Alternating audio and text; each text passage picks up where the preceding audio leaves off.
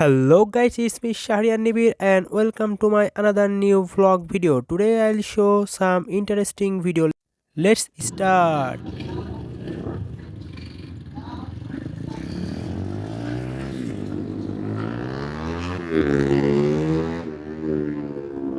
কি খবর তোদের কি খবর হয় না ফুচকা ফুচকা কি খবর আসসালামু আলাইকুম গাইস সাবস্ক্রাইব কি খবর কাছে ভিডিওতে এখন যে অংশটি দেখতে পাচ্ছেন এটি হচ্ছে মঠপুকুর সফুরা সিল্কের সামনে। তো এখানে আমরা কিছুক্ষণ বসেছিলাম আর এদিকে সাইকেল স্ট্যান্ড হচ্ছিল, তারপরে আমরা ভিতরে চলে আসি সেই কাঙ্ক্ষিত জায়গা সফুরা সিল্কে।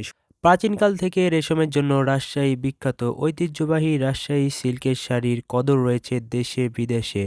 বর্তমানে দেশে খুব সীমিত সংখ্যক রেশম কারখানা আছে, মাত্র ৩ থেকে ৪টি। প্রাচীনকাল থেকে বাংলায় রেশমের চাষাবাদ থেকে কাপড় বোনা হতো। ধারণা করা হয় ১৭৮৬ সালে কিংবা তারও আগে রাজশাহী ও আশেপাশের অঞ্চল রেশম চাষের জন্য বিখ্যাত হয়ে উঠেছিল। অষ্টাদশ শতাব্দী থেকে ঊনবিংশ শতাব্দী পর্যন্ত রেশমের সুতা তৈরিতে রাজশাহীর বোয়ালিয়ার খ্যাতি ছড়িয়ে পড়েছিল। বোয়ালিয়ায় তখন বিস্তৃত এলাকা জুড়ে তুঁত চাষ হতো।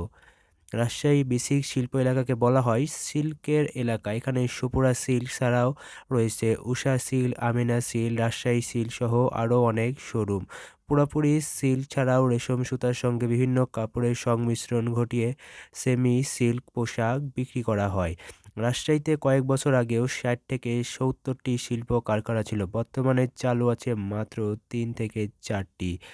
রেশমের সংকটে সুতা আমদানিতে অধিক হারে শুল্ক থাকায় কাপড়ের দাম বেড়েছে। লোকসানের কারণে ২০০২ সালে বন্ধ করে দেওয়া রাজশাহী রেশম কারখানা ২০১৮ সালে পুনরায় সচল হয়েছে। এখানে উৎপাদিত সুতা দিয়ে চাহিদার ২০% পূরণ করা হয় না। বিদেশ থেকে আমদানিকৃত সুতার উপর ভর করে এখন রাজশাহী রেশম শিল্প চলছে। তাছাড়া রেশম সুতার দাম বেড়ে যাওয়ায় মুনাফা সীমিত হয়ে গেছে। রাজশাহী সিল্কের মূল উপাদান রেশম হলো এক ধরনের সূক্ষ্ম ও কোমল সুতা। এটি দিয়েই তৈরি হয় মসৃণ সিল্ক।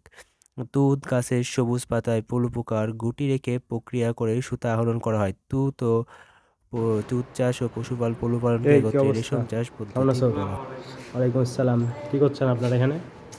ডিপ্রেশন বিষণ্ণ কেন?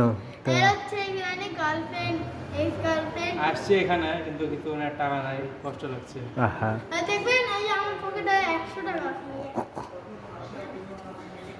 100 টাকা এখানে হবে না যে কিছু। দাম বাইরে দুঃখ আজকের ভিডিওটি এ পর্যন্তই। কেমন হলো জানাতে ভুলবেন না।